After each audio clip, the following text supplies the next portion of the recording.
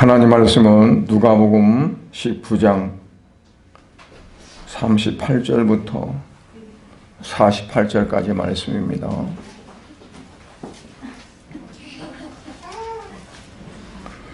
누가복음 19장 38절부터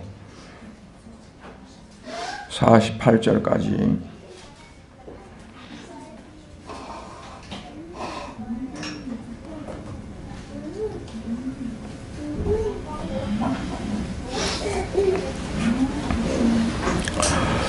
가까이 41절부터 읽는 것은 봉독은 41절부터 44절까지만 읽겠습니다. 41절 읽습니다. 가까이 오사 성을 보시고 우시며 이르시되 너도 오늘 평화에 관한 일을 알았더라면 좋을 뻔하였거니와 지금 네 눈에 숨겨졌도다. 날이 이를지라 네 원수들이 토둔을 쌓고 너를 둘러 사면으로 가두고 또 너와 및 그 가운데 있는 네 자식들을 땅에 메어치며 돌 하나도 돌 위에 남기지 아니하리니 이는 네가 보살핌을 밟는 날을 알지 못함을 인함이니라 하시니라. 아멘. 기도하시겠습니다. 하나님 아버지, 은혜와 사랑을 감사를 드립니다. 우리는 너무나도 미련하고 우둔해서 하나님의 사랑과 하나님의 긍휼을 그토록 받으면서도 내가 얼마나 사랑을 받고 하나님의 긍휼하심 속에 살아가는가를 느끼지 못하고 깨닫지 못할 때가 너무나 많습니다. 아버지, 오늘 말씀을 통해서 우리 자신들을 다시 한번 돌아보면서 하나님의 은혜, 사랑, 긍휼, 하나님이 우리에게 값없이 주시는 그 많은 것들을 우리가 그때그때마다 조금이나마 깨닫고 느끼면서 하나님 앞에 온전히 감사드리며 영광을 돌리는 삶이 되어질 수 있도록 은혜를 베풀어 주시옵소서. 예수님 이름으로 기도드려옵나이다. 아멘.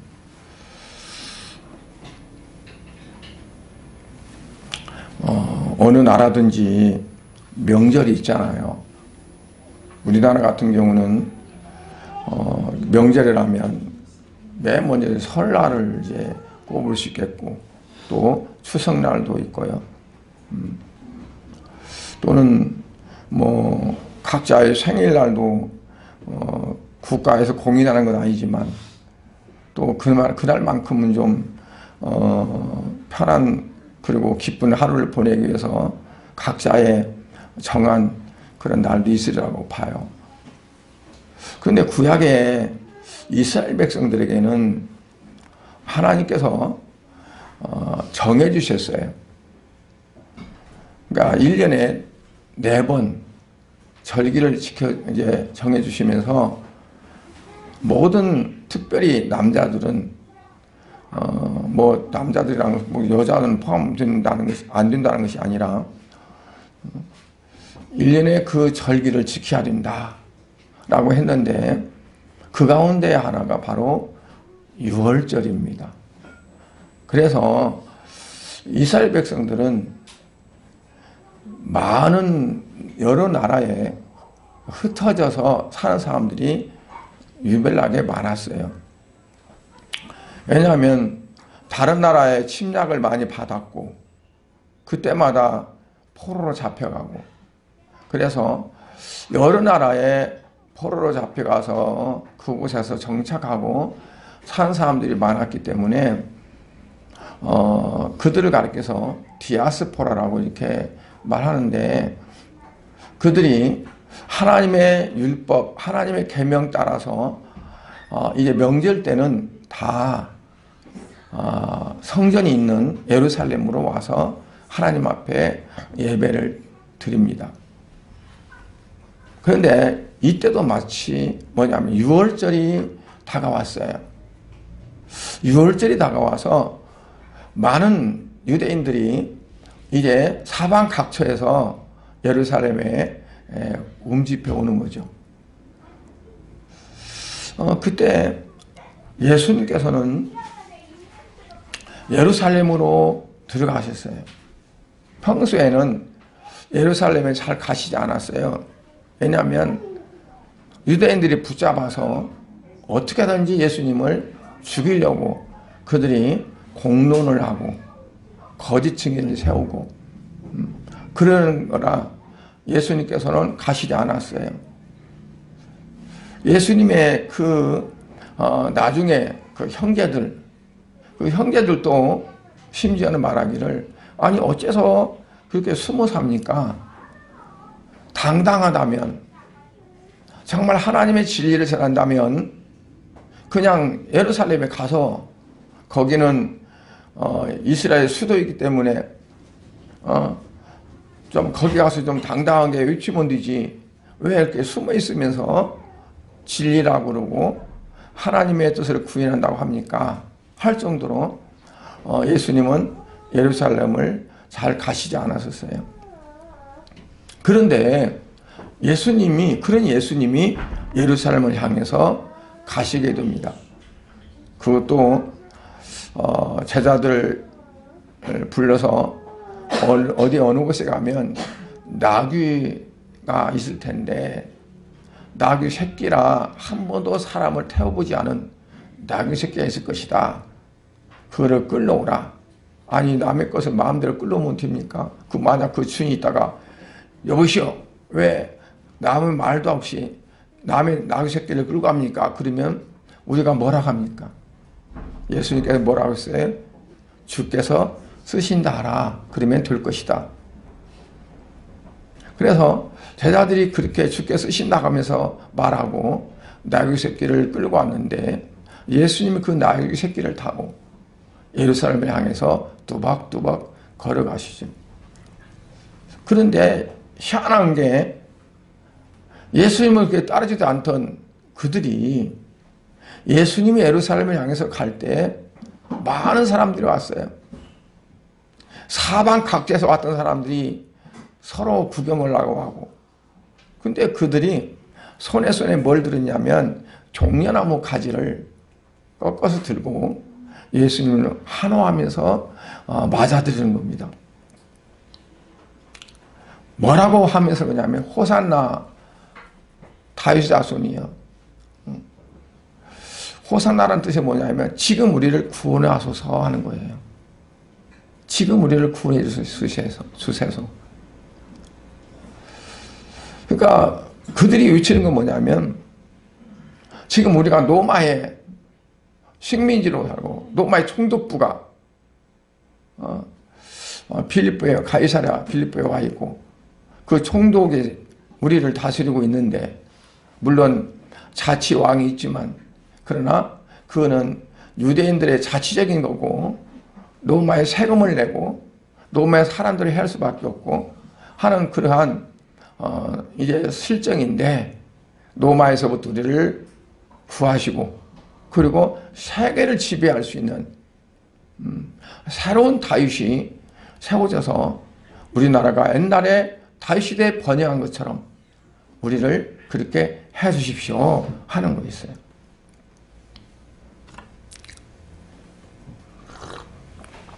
그러니까 오늘 38절에 뭐라고 하냐면 산성원이로다 주의 이름으로 오시는 왕이여 하늘에는 평하여 가장 높은 곳에는 영광이로다 하고 막 외치는 거예요. 그러니까 그 말을 듣고 있던 바리새인들, 사두개인들, 유대인들이 뭐라고 하냐면 이 황당한 말을 아니 이 사람이 듣고도 가만히 있네. 그러면서 예수님께 말하는 거예요. 당신이 어째서 말도 안 되는 소리를 들으면서 그게 마치 진짜한 것처럼 그렇게 묵묵히 걸어가고 있느냐.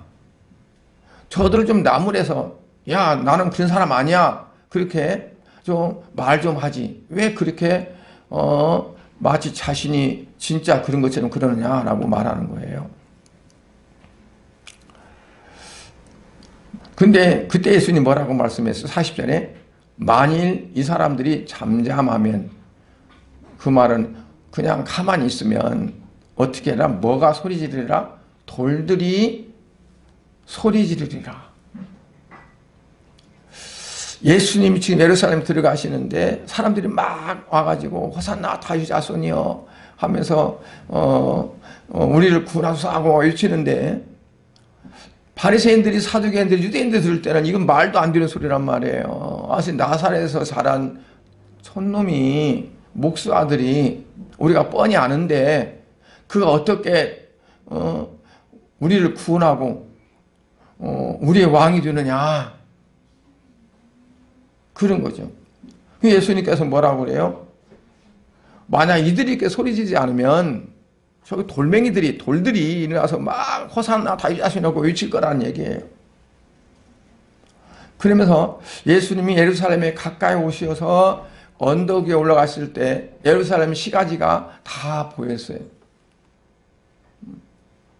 한편에서는 다윗 자손이 호산나 하면서 외치고, 그들은 지금 어떤 목적일까요? 정치적인 메시아, 우리의 구세주, 정치 혁명가, 이 사람이 이제 우리 유대 왕이 돼가지고 저 로마 맛부터 싸우고 그들을 굴복시키고, 마치 다윗 왕이 그 주변의 모든 나라들 다 정복해서 해가 뜨는 데부터 해가 지는 데까지 그렇게 정복했듯이 우리의 지도자가 되십시오 하는 그러한 사람들. 그런가 하면 한편에서는 말도 안 돼 이놈들아, 그 무슨 말도 안 되는 소리 하면서 예수님을 향해서 저자들 좀 잠잠하게 해달라고 외치는 자들. 그 소용돌이 속에서 예수님이 지금 어디 가냐면 예루살렘 시가를 바라보는 거예요. 그러면 41절부터 44절까지 보면 예루살렘 성을 보시면서 예수님이 우셨다 그래요. 41절에 가까이 오사 성을 보시고 우시며 말씀하기를, 오늘 평화에 관한 일을 너도 오늘 평화에 관한 일을 알았더라면 좋을 뻔하였거니와 지금 네 눈에 숨겨졌도다. 평화에 관한 일이란 뭐냐면 그 월 뜻을 보면 어떻게 해서 진정한 평화가 오는가에 그것을 알았더라면, 모든 사람이 오늘날도 평화를 원하고 뭐 좋은 걸 원하는 거잖아요. 그러나 어떻게 하면 진짜 평화가 오는가는 관심이 없어요. 그냥 열매만 원하는 거예요. 예수님께서 이 땅에 태어나실 때 공중의 천사들이 목자들을 향해서 노래합니다. 지극히 높은 곳에서는 하나님께 영광이, 땅에서는 하나님의 기뻐하심을 입은 사람들 중에 평화로다. 평화는 원하지만 이 평화가 어떻게 임하는가에는 모른다는 얘기예요. 그래서 평화에 관한 일을 알았더라면 좋을 뻔하였거니와 알지 못한다. 어떻게 해야만 평화가 임하고 어떻게 해야만 진정한 그러한 평안이 우리에게 주어지는가를, 거기에는 관심 없으면서 결과적으로 내게 평화가 임하고 좋은 일이 생기기를 원하고 뭐 그런 것만 원한다는 거죠. 근데 왜냐하면 지금 네 눈에 숨겨졌도다 그랬어요. 예사에서 보면 하나님께서 그들로 하여금 눈을 멀게 하고 귀가 먹게 하고 그래서 들어도 깨닫지 못하고 눈으로 봐도 알지 못한다. 그러니까 우리의 영의 눈이 열려야 볼 수 있고 우리의 영의 귀가 열려야 들어도 그거를 알 수가 있어요. 하나님 말씀은 신령하고 하나님 말씀은 그 안에 비밀이 있어서 아무나 듣고 그걸 바로 알아듣는 것이 아니라 성령의 감동과 감화와 성령의 역사를 통해서 우리로 하여금 볼 수 있고 들을 수 있는 거죠. 그러니까 영의 귀가 열려야 하나님 말씀을 듣고 아 그렇구나라고 깨달을 수 있는 거고, 영의 눈이 열려야 하나님 어떤 사인을 주시고 하나님 일에 어떤 것들이 이루어질 때 아 이건 하나님이 아시고 있구나, 하나님께서 하시는구나 하는 것을 알 수 있는 거예요. 그러니까 우리는 조금 육의 눈이 침침하거나 무엇이 눈곱이 끄거나 뭐나 그러면 안약을 넣고 뭐하고 그러죠. 그러니까 요한계시록 보면 라오디아 교회 성도들에게 뭐라고, 라오디아 교회에게 너희들은 안약을 사서 눈에 발라서 보라 하는 거예요. 눈이 침침할 때 안약을 사서 눈에 넣어서 보듯이 영적으로 보지 못하면 어떻게 라고요? 성령을 통해서 내 눈이 밝아져서 볼 수 있게끔 해야 된다. 평화에 관한 일을 어떻게 해야 평화 임하고 어떻게 내 마음에 평안이 있고 어떻게 하면 내게 기쁨이 있는가를, 그거를 결과적인 것은 원하지만 그 방법에 관한 통로에 대해서는 우리가 무식하다, 알지 못한다.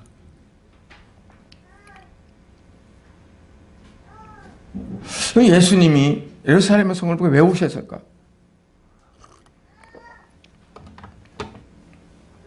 마음이 아팠죠.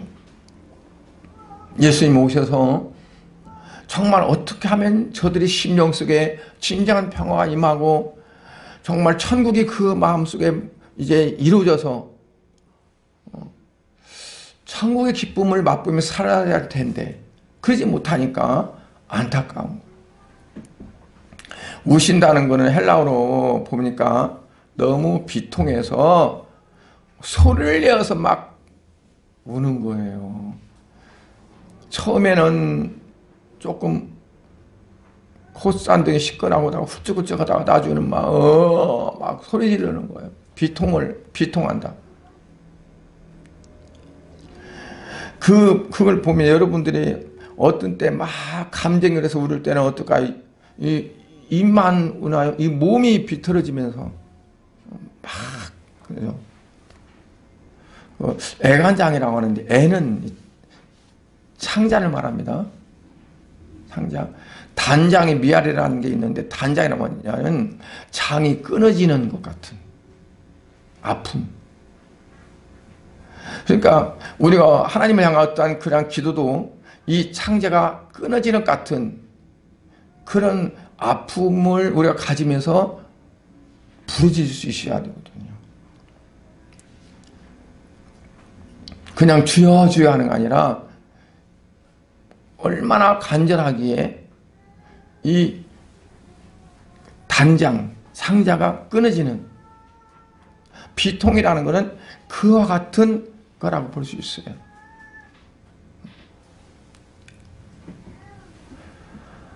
예수님이 감람산에서 내려다보시고 우시는 거예요. 왜 우실까요? 예루살렘이 장래에 어떤 일이 일어날 것을 알기 때문에. 이 예루살렘 지금은 평온하고 지금은 사람들이 막 시집가고 장가고 희덕거리고 하고 있지만 장차 얼마 가지 않아서 이 성이 돌 위에 돌 하나가 남지도 못하고 완전히 다 망가지고 무너지고 망할 터인데 많은 사람들이 죽고 잡혀가고 하는 그럴 텐데 그걸 알지도 못하면서 지금은 마냥 평온하고 마냥 즐겁고 흥청거리고 있는 걸 보면서 너무 안타까운 거죠.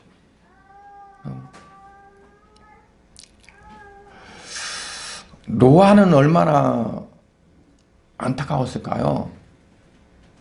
120년 동안 노아가 방주를 짓는데 많은 사람들은 비웃었을 거고 저런 이제는 정신이 나갔나 뭐 어떻게 산에서 배를 지어 이렇게 날이 좋은데 무슨 비가 오기는 비가 와 그러면서 그럴 때 노아는 하나님 말씀을 듣고 확신을 가지고 짓는 건데 얼마나 그들이 정말 가엾었을까요? 어떻게 보면 우리가 세상에 믿지 않는 그런 사람들을 보면서 노아 같은 심정, 예수님과 같은 그러한 심정 우리에게 있어야 되거든요. 저들이 세상적으로는 잘 살 수 있고 정말 호의호식하고 정말 뻑적지근하게 살아가고 있지만 얼마 가지 않아서 저들에게 닥칠 그런 것도 우리가 내다볼 수 있다면 정말 바라보면 슬피 울 수 있어야 되고 비통한 그런 게 우리에게 있어야 되지 않을까 하는 거예요.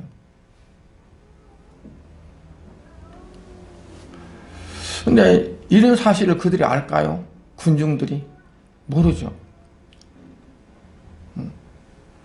그래서 42절에 너도 오늘 평화에 관한 일을 알았더라면 좋아할 뻔했다.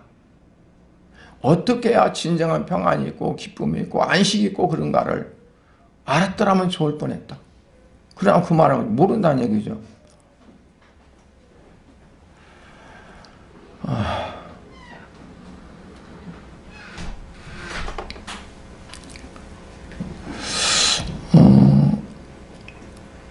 우리가 평화에 관한 근본 문제는 어떻게 해야 평화가 올 수 있느냐. 하나님과의 관계 속에서 옵니다. 하나님과 나와의 관계 어떤 관계인가?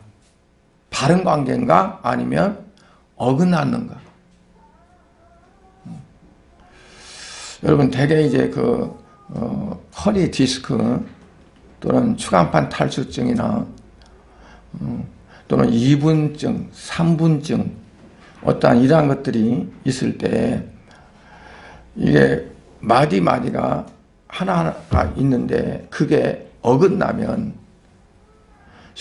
척수관이 위에서부터 뇌관에서부터 이렇게 쫙 내려가는데 꼬리뼈까지 척수관이 흐릅니다. 그리고 각종 신경이 거기서 이제 등골 그 척추에서 이제 돌기가 있는데 극상돌기가 있고 행돌기가 있는데 그 돌기에서 신경이 나와서 각각 그 장기에 다 신경이 갑니다.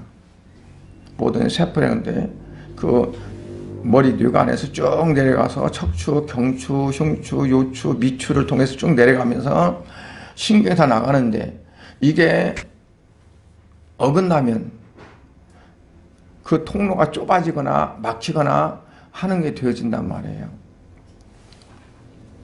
그러면 통하지 않잖아요.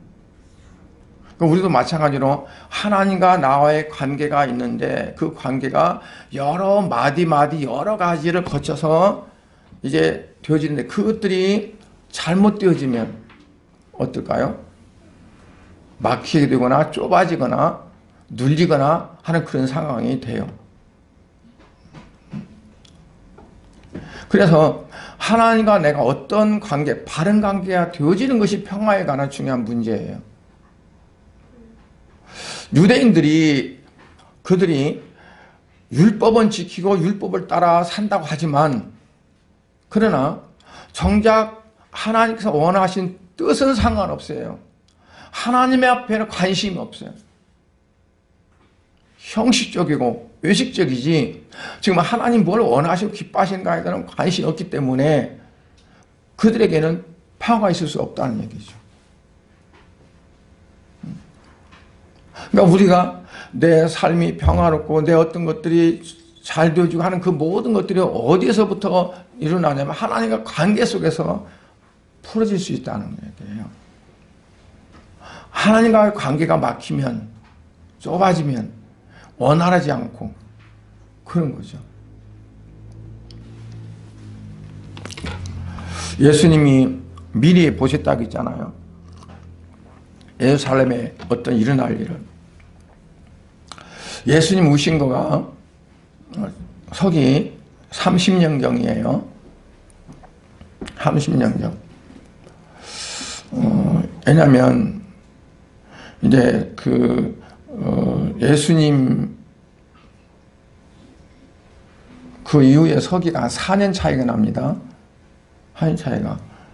그래서 주 30년 그러면 실제로는 33년 뭐 좀 넘는 거예요. 그러니까 역사적으로 보면 예수님이 오신 것은 한 주 30년경, 서기 30년,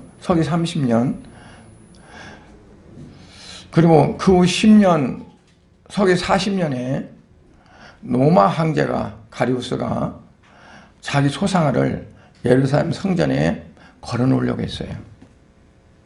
그러니까 그 당시에 총독이 그거를 극구 안 된다고 그랬죠. 왜냐하면 유대인들은 특별히 하나님을 섬기고 우상적인 것을 배제하기 때문에 이거는 안 됩니다.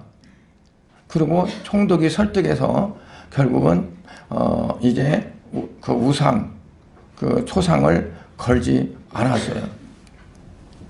그런데 로마에서 이제 더욱더 강한 압박이 들어옵니다. 그러다 보니까 백성들이 민중 반란이 일어났어요. 막 데모가 일어나고, 요즘 말로 말하면 못 살겠다. 우리가 어떻게 이렇게 살 수 있느냐. 막 반란이 일으켰어요. 그때 당시에 총독이 누구냐면 폴로리우스인데 그 총독이 간신히 안 죽으려고 도망갔었어요. 몸만 피했어요. 그러다 보니까 로마에서 정부에서 시리아의 총독에게 명령을 보내서 너가 군사를 데리고 가서 저 유다 나라를 그냥 정복을 하라. 저들이 막 반란을 일으키고 있으니까 그 반란을 잠재우라. 그랬는데 그 시리아 총독이 예루살렘을 공격했지만 이기지 못하고 물러가게 되죠. 그러고 나서 나중에 로마가 티토 장군을 보냅니다. 그래서 티토가 예루살렘 어떻게 하냐면 예루살렘 성 높이만큼 밖에다가 흙으로 성을 쌌어요. 성벽을. 요즘 같으면 뭐 그렇게 할 필요 없는 거잖아요. 곡사 앞으로 쏜다든가 뭐 비행기 타고 쏜다고 하면 되지.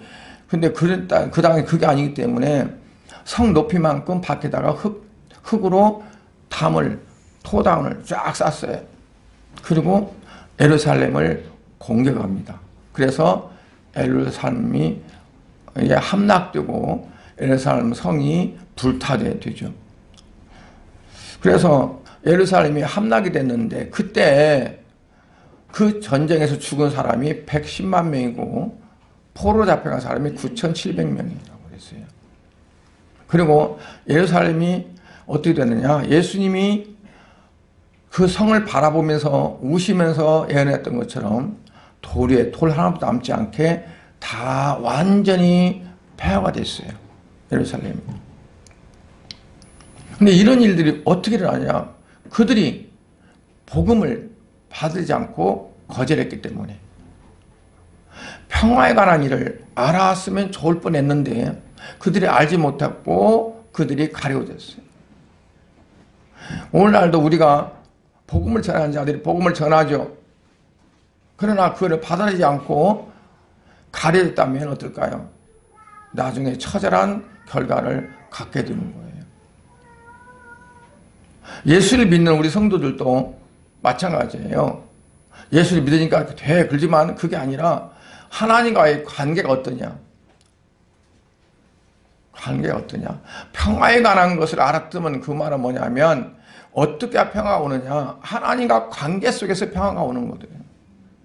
이스라엘 백성들은 하나님과 관계가 끊어졌어요. 하나님과 관계가 되지 못했어요. 그래서 그들에게 전쟁이 임하고 그들의 환란이 임하고 그들에게 그와 같은 어려움이 왔던 거죠. 44절 하에 보면 아까 성경 띄었던 것을 띄워주세요. 41절부터 44절에 보면 뭐냐면 보살핌 받는 날을 네가 알지 못함이라 그랬어요. 보살핌 받는 날을. 보살핌 받는 날을 알지 못했다. 하나님께서 얼마나 우리를 보살피는가 하는 것을 깨닫고 그 하나님 앞에 전적으로 의지하고 그 하나님을 향해서 나가야 되는데 그러지 못했다는 거죠.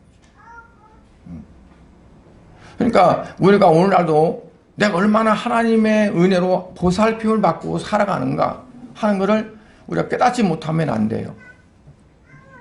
때로는 우리에게 어려움이 오고 고난이 오고 힘든 일이 와도 하나님의 보살핌이 없는 게 아니에요. 그 자체가 하나님의 보살핌 속에 포함되는 거예요. 그래서 사도 바울은 모든 것이 합력하여 선을 이룬다고 그랬어요. 그 모든 것의 속에는 돌의 맞음과 배 파선과 광도의 구렬과 그냥 40에 하나 감한 매를 태장을 몇 번 맞은 것, 모든 것들이 다 포함돼요. 그러니까 때로는 내게 아픔이 있고 고통이 있고 시름이 있고 어떤 것이 있다 할지라도 그것도 역시 어때요? 하나님의 보살핌 밖이 아니라 하나님의 보살핌 안에 속해 있다는 얘기죠. 하나님은 나를 어떻게 하기 위해서 이러한 과정을 내게 주시는가 하는 걸 우리가 깨닫고, 아, 이것도 하나님의 은혜야, 하나님의 사랑이야, 하나님 날 이렇게 이끌어 가셔 하는 것을 우리가 알아야 된다. 보살핌을 알지 못하면 안 된다는 얘기죠. 근데 우리는 어떠냐면, 어디 익숙해졌냐면 내 육신에 좋은 것만 하나님 보살핌으로 알아요. 약을 먹다 보면 쓴 약도 있잖아요. 원래 약은 쓰다고잖아요. 그러니까 내가 어떤 쓴 것이 있고 힘든 일이 있을지라도 이걸 어떻게 해요? 아, 이건 하나님이 나를 어떻게 하시기 위해서 이러한 보살핌을 주시는가. 그걸 우리가 알아야 된다는 거죠. 그래서 네가 보살핌 받는 나를 알지 못함으로 인함이라. 그래서 앞으로 이러한 일이 너희에게 당한다 했는데 그 예수님이 말씀하신 대로 이스라엘이 그 똑같이 이렇게 임했어요. 그게 하나님과의 관계 속이고 그게 어긋났다는 거죠. 예수님은 45절부터 46절에 보면 타락한 종교 지도자들을 책망하십니다. 예루살렘 성전에 갔더니 장사꾼들로 꽉 찼어요. 어디서 장사하냐? 성전은 유대인의 뜰이 있고 이방인 뜰이 있습니다.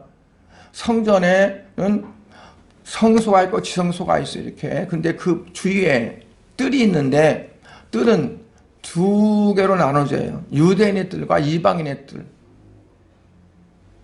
가까이 있는 유대인 뜰이고 좀 멀리 있는 게 이방인의 뜰입니다. 이방인들은 유대인의 뜰에 못 들어와요. 이방인의 뜰이 있어야 돼요. 그런데 그 이방인의 뜰에다가 장사꾼들이 진을 치고 있는 거예요. 그래서 거기서 양도 팔고 송아지도 팔고 비둘기도 팔고 심지어는 돈을 바꿔주고 성전의 화폐가 따로 있었어요. 성전 화폐가. 그래서 내가 예루살렘 성전에 이제 요즘 주민세처럼 개인세를 낸다든가 또 이제 재물을 안 가져왔어요. 그러면 돈으로 이렇게 내기도 하는데 내가 사용하던 돈으로 내는 것이 아니라 돈을 바꿔서 성전의 화폐로 내는 거예요. 근데 그 사람들이 장사를 해, 돈 장사를. 옛날에 서울에 이제 제가 할 때 택시를 타고 가다 보면은 택시사가요, 정류장 나인데 서요 가다가 서면 이쪽에 보니까 동전을 이렇게 말아서 한 묶음씩 묶는 사람이 있어요. 5,000원. 그러면 5,000원이면 10원짜리 몇 개 할까요? 10원짜리면 1,000원이면 1,000원이면 100개를 해야 할 거 아니에요? 근데 그런 식으로 이렇게 묶어놔요. 묶어놔가지고 돈을 주는데 이 기사가 가령 5,000원짜리를 줘요. 그러면 5,000원치를 동시에 주는 게 아니라 거기서 10%를 빼고 4,500원어치를 줘요. 그럼 이 사람 이 돈을 500원 받고 500원을 남겨먹는 거예요. 그냥. 그런 식으로 돈을 장사하는 거예요. 그걸 누가 그렇게 할까요? 특히나 바리새인이나 사두개인들 그리고 대세양들 그들의 이권을 가진 자들이 그걸 장사로 이득을 취하는 거죠. 그러니까 예수님께서 거기 가서 그들을 다 파헤쳐버리고 다 상을 엎어버리고 내 집은 만민의 기도하는 집인데 너희가 가운데 구릴로 만들었고 장사로 한다 그러면서 그래. 말라기 3장 1절에 보면 만군의 여호와 이르노라 보라 내가 내 사자를 보내니 그가 내 앞에서 길을 준비할 것이요 또 너희가 구하는 바 주가 갑자기 그의 성전에 임하시리니 곧 너희가 사모하는 바 언약의 사자가 임하실 것이라. 이 말씀처럼 예수님께서 성전에 갑자기 들어가셔서 그들의 부정하고 불결한 모든 것들을 다 어떻게 처리하시고 정리하시는 걸 볼 수 있어요. 그건 뭐냐면 우리 마음속에도 마찬가지, 우리 마음의 성전이라고 했잖아요. 하나님의 성전이요, 하나님과 교통되어지고 하나님과 영적으로 이렇게 관계가 되어지는 그러한 우리의 안에 하나님의 성전이 되어야 되는데 우리 안에 하나님의 성전이 어때요? 세상적인 것으로 가득 차 있고 물질적으로 계속 그쪽으로만 가 있고 하나님과 예배에는 관심이 없는, 영적인 어떤 교통과는 관심이 없고 물질적인 교통, 세상적인 교류 뭐 그런 것으로만 가득 있는 그런 상태가 될 수 있다는 얘기죠. 그러니까 하나님의 영이 거하는 하나님의 성전인 줄 알지 못하느냐. 우리의 마음속은 어디냐면 하나님의 성전이야 되고 된단 말이에요. 하나님의 성전. 그런데 하나님의 성전인데 하나님과 예배하는 예배 처소가 되지 못하고 우리가 발붙이고 사는 이 육신의 세상적인 것에만 그냥 몰두하고 거기에만 관계하는 것이 되어버린다면 주님의 책망을 받는 거죠. 예수님의 책망. 그래서 예수님이 그 성전을 깨끗이 한 것처럼 우리도 어때요? 우리 안에 있는 성전이 깨끗이 되도록 해야 돼요. 그 깨끗이 한다는 건 뭐냐면 하나님과 관계 속에서 이루어져 나가는 거예요. 내가 정말 하나님의 관계에서 바른 관계가 되지가 않은지, 아니면 하나님과는 별로 관심이 없고 세상적인 물류, 교류, 어떤 문화, 지식 뭐 그런 것들로만 그냥 이렇게 있는가. 만약 그렇다면 어떨까요? 예루살렘에 예수님께서 예언한 대로 불과 그때 주 30년에 예수님께 그랬는데 주 70년에 40년 만에 어땠어요? 예루살렘이 완전히 멸망했어요. 그 예수님은 지금 내다보시면서 그걸 보면서 이들의 하는 꼬라지, 이들의 하던 상황, 이들 보면서 너무 견딜 수 없어서 탄식하면서 우신다는 얘기죠.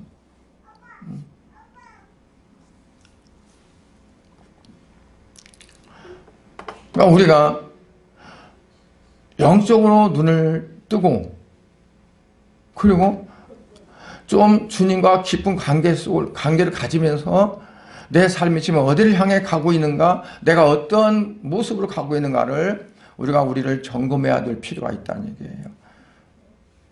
예루살렘의 성전에 장사꾼들이 장사로 가득했던 것처럼 나도 내 안에 하나님과의 어떠한 예배, 평화에 관한 일, 어떤 그런 것들보다도 장사 속으로 살아가고 있는가.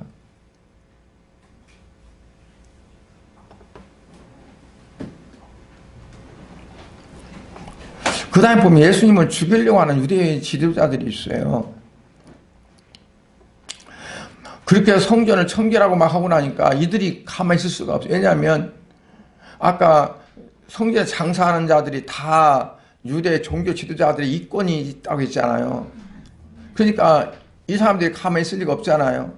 그래서 야 이것 봐라, 이게 내 밥그릇을 빼앗아 먹으면서 그냥 더 옛날에 그전에도 그랬는데 이제는 자기의 밥그릇 싸움이니까 가만히 있을 없잖아요. 요즘도 보면 뭐 말은 국민들의 건강을 위해서 국민의 뭘 위해서 한다고 하지만 가만히 들여다보면 다 밥그릇 싸움이더라고. 어떻게 잘못하면 우리 밥그릇이 뺏기겠구나.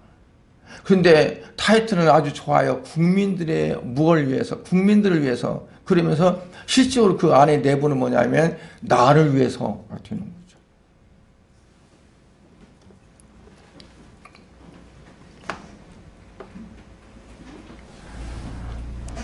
그러니까 이들은 예수님이 병자를 고쳐주시면 좋아야 할 거 아니에요. 기뻐야 할 거 아니에요. 근데 그러지 못했어요. 오히려 사랑을 베풀고 또 어떤 긍휼을 베푸는 그 예수님의 모습을 보면 이들은 아주 더 화가 났고 견딜 수 없었고 막 그래서 나중에 결국 이 예수를 놔두면 안 되겠구나. 우리 입지가 흔들리겠구나. 많은 민중들이 우리를 향한 것이 아니라 예수를 향하게 되겠구나 하는 생각을 하니까 견딜 수가 없었던 거죠. 하나님과는 관계없어요. 자기들 이권이지. 자기들 어떤 소리지. 뭐 오늘날은 그러지 않을까요? 오늘날은 그렇지 않다고 누가 말해요? 마찬가지요. 다 자기들의 이권. 종교계도 마찬가지, 기독교도 마찬가지예요. 들여다보면 다 자기들이 밥그릇 싸움이에요. 밥그릇 싸움이라 교파가 몇 개가 있는지 잘 알지도 못할 정도로 교파가 많이 생기고 분류가 많이 생겨요. 왜? 자기 밥그릇이니까. 마치 아무리 친숙한 개라도 밥 먹는데 그릇 뺏어봐요. 그러면 이빨을 내밀고 으아 하면서 물으려고 달라든다고. 왜? 밥그릇.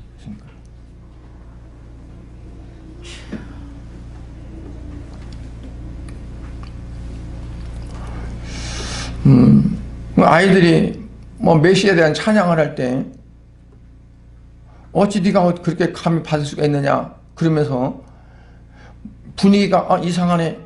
이 나사렛 손님한테 다 분위기가 쏠리네. 그러니까 막 견딜 수가 없었던 거죠.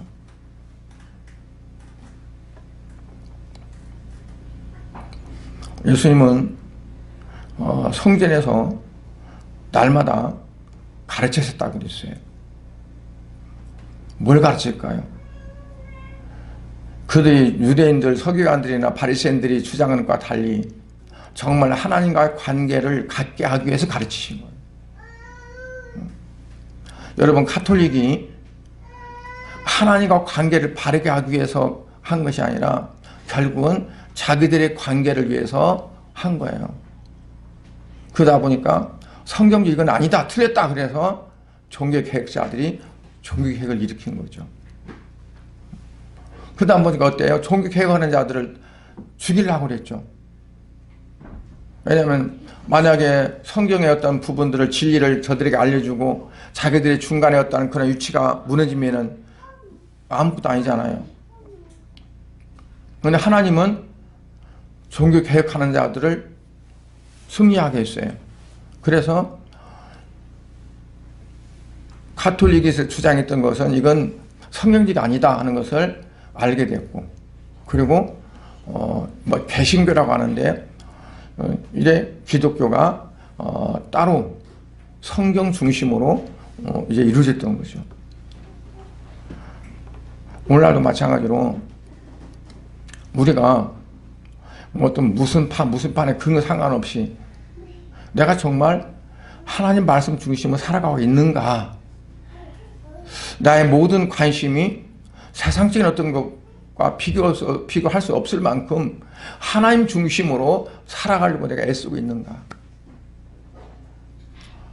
평화에 관한 일을 너희가 알았으면 좋을 뻔했지만 지금은 너에게는 감춰져 있다 한다면, 우리는 정말 평화에 관한 일, 어떻게 하면 하나님과의 관계에서 하나님 앞에 예배하고 참된 신앙의 삶을 살아갈 수 있는가 하는 것들이, 우리가 신앙의 어떤 그 줄기가 하나님과 관계 속으로 이렇게 계속 관심을 갖고 살아가고 있는가, 그게 중요해요.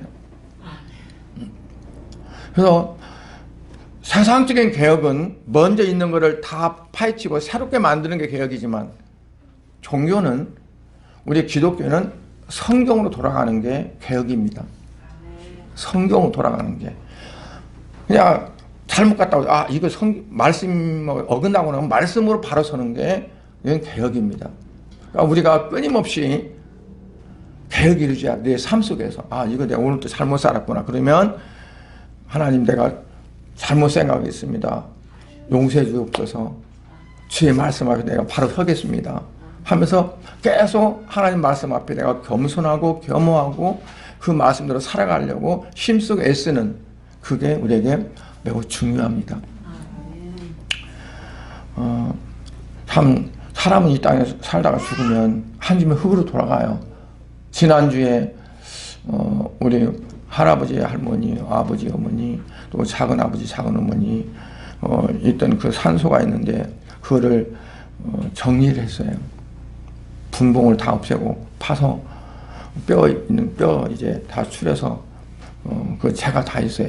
추려서 따로 이렇게 안장으로 그리고 다 그렇게 하고 위에를 이제 자잘한 그 깬자갈로 다 하고 그리고 와비를 이렇게 누워있는 비석을 해서 다 해놓고 이틀 동안에 조금 힘을 썼더니 근데 피곤하더라고요.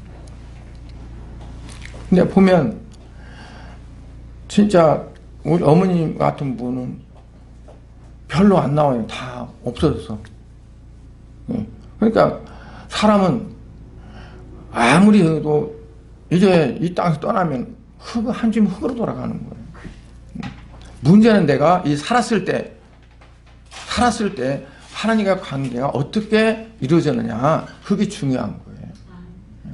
그래서 우리가 그런 부분에서 초점을 하나님 앞에 온전히 맞추고 사도 바울이 표대를 향해서 달려간다는 것처럼 그렇게 살아가는 삶이 되어질 때 하나님이 기뻐하시고 하나님의 기뻐하심을 입은 삶들 중에 평화로 다한 것처럼 하나님의 진정한 평화가 저와 여러분에게 임할 줄로 믿습니다.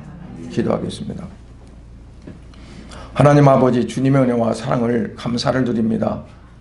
오늘 또 주님, 우리가 하나님과 관계가 바른지 아니면 세상에 어떤 걸로 인해서 그 관계가 틀어졌는지 바르지 못한지 우리가 알아가게 하시고, 아버지 온전히 하나님과 올바른 관계가 되어져서 온전히 하나님 중심으로 살아가고 하나님 뜻 가운데 살아가고 말씀 따라 살아갈 수 있는 그런 삶이 될 수 있도록 축복해 주시옵소서.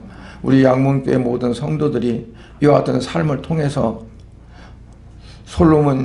솔로몬이 전도서에서 이제 늙어 마지막에 헛되고 헛되니 헛되고 헛되다, 모든 것이 헛되다 라고 하는 그러한 고백이 안 나오고 정말 다윗처럼 하나님 앞에 영광을 돌릴 수 있는 그런 삶이 될 수 있도록 축복하여 주시옵소서. 이 시간도 기도합니다. 사랑하는 이정혜 권사님을 하나님 긍휼하게 해주시고 사랑하셔서 아버지, 하나님께서 이때에 부르시기로 작정하셨다면 고통 없이 하나님 앞에 갈 수 있게 해주시고 하나님이 예비하신 그 아름다운 천국에서 주님 만날 수 있는 그런 은혜를 허락하여 주시기를 소원합니다. 아버지 하나님, 저희들은 아직 보내드릴 준비가 못 됐습니다. 아버지 하나님, 어떻게 하나님 하실지 우리는 알지 못하지만 주님이 이루신 뜻을 우리가 어떻게 할 수 있겠습니까? 아버지, 다만 조금 더 우리와 함께 있기를 원하고 조금 더 주님과 함께 동역하고 헌신하기를 원합니다.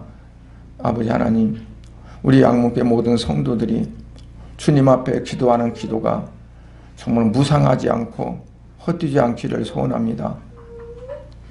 주님, 또한 우리 양문교회 모든 식구들을 하나님 축복하셔서 저들의 모든 삶의 목표가 온전히 주께 영광이 되어질 수 있도록 주님 간절히 바라고 소원합니다. 아버지 하나님, 오늘 또 예배 혹시 참여하지 못한 성도들 하나님, 저들도 하나님 은혜가 그곳에 임재하게 하시고 오늘 예배드리고 돌아가는 모든 성도들에게 하루하루의 모든 삶이 하나님과의 바른 관계 속에서 평화에 관한 그 일을 이제 깨닫고 주 안에서 안식하는 삶이 될 수 있도록 복을 베풀어 주시옵소서. 예수 그리스도의 이름으로 기도드리옵나이다. 아멘.